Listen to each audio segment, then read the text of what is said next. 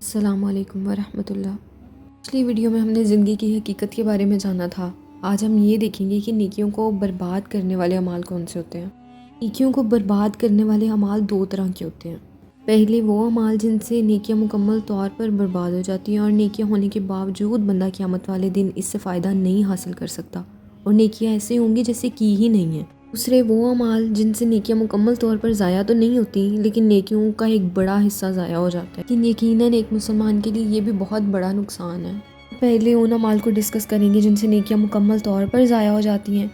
حج، زکوٰتیں، تہجدیں اور صدقات و خیرات سب بے فائدہ ہو جاتے ہیں، بالکل اسی بد نصیب کی طرح جس نے ایک گھر تعمیر کیا ہو، اس گھر کو ہر قسم کی آرائش و زیبائش دی ہو، کمروں کو دنیا جہان کی نعمتوں سے بھر دیا ہو، اگر اس کی غیر موجودگی میں اچانک آگ بھڑک اٹھے اور اس کا سارا سامان جل کر راکھ کا ڈھیر بن جائے، ہر طرف خاک اڑنے لگے، اس کی ساری محنت نے اسے کوئی فائدہ نہیں دی بلکہ نقصان نے اسے بہت زیادہ دکھی کر دیا۔ اسی دکھی دل کے ساتھ وہ سیاہ دیواروں کو دیکھتا ہے اور کبھی سینے پر ہاتھ رکھ کر درد بھری آہ نکالتا ہے۔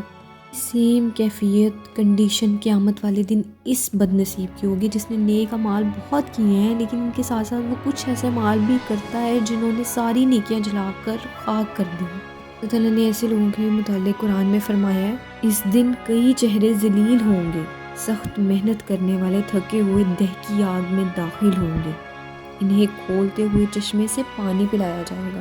تو سوچنے کی بات ہے نا، اس سے زیادہ بد نصیب برباد کون ہوگا جو تھکا دینے والے اعمال کرنے کے باوجود بھڑکتی ہوئی آگ میں داخل کر دیا جائے۔ ہم اب ان اعمال کے بارے میں جان لیتے ہیں جو کہ عمر بھر کی محنت کو برباد کرتے ہیں۔ آج ہم ایک کو ڈیٹیل کے ساتھ ڈسکس کریں گے، باقیوں کو ہم بعد میں ڈسکس کریں گے۔ پہلا عمل ہے شرک۔ پہاڑوں جیسے اعمال بھی ہوں تو شرک کی ذرا سی آمیزش سے ان کا وزن رائی کے برابر نہیں رہتا۔ شرک کیا ہے یہ ہم سب کو پتہ ہے۔ شرک یہ ہے کہ اللہ کے کاموں میں کسی اور کو اس کا شریک سمجھا جائے، خواہ یہ علم کے اعتبار سے ہو کہ اللہ کے جیسا علم کسی بندے میں ثابت کیا جائے، یا تصریفات کے اعتبار سے مثلاً رزق دینا، تنگ دستی میں مبتلا کرنا، فتح یا شکست دینا اور مشکلات کو حل کرنا وغیرہ۔ خواہ یہ شرک عبادت کے اعتبار سے کیوں نہ ہو، مثلاً اللہ جیسی تعظیم کسی اور شخصیت کی کرنا، اس کے سامنے جھکنا یا سجدہ و رکوع کرنا، یہ سارے کام شرک کے ہیں۔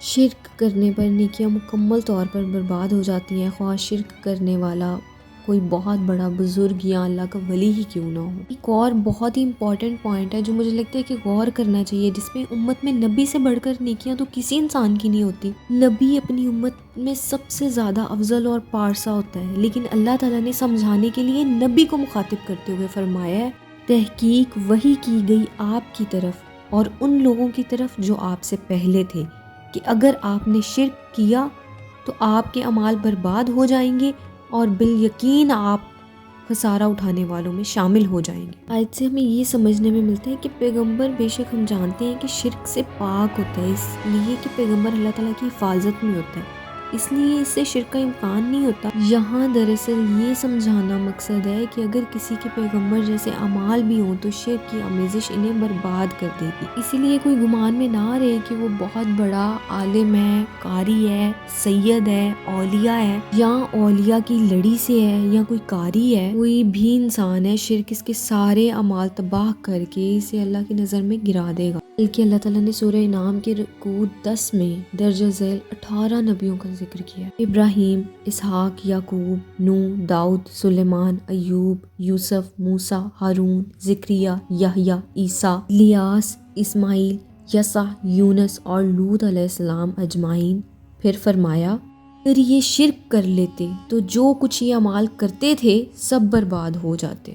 ہمیں یہ سوچنا چاہیے کہ ہم نبیوں سے اوپر تو نہیں ہیں یا ہمارے اعمال ان سے زیادہ اچھے تو نہیں ہیں۔ اگر اللہ تعالیٰ نے نبیوں کو اتنی سخت بات کی ہے تو ہم کہاں کے بیچارے ہیں۔ ہمیں یہ سوچنا چاہیے کہ ہم جتنے مرضی اچھے اعمال کر لیں، اگر ہم ذرا سا شرک کریں گے تو آخرت میں رگڑا ہمیں بھی لگے گا، کیونکہ ہم نبیوں سے اوپر نہیں ہیں۔ اگلی ویڈیو میں ڈسکس کریں گے کہ شرک کے نقصانات کیا ہیں، کیونکہ آج کی ویڈیو میں اگر ڈسکس کیے تو ویڈیو بہت زیادہ لمبی ہو جائے گی، اس لیے ہم اگلی ویڈیو میں ڈسکس کریں گے۔ آج کے لیے اتنا ہی تھا۔ اللہ حافظ۔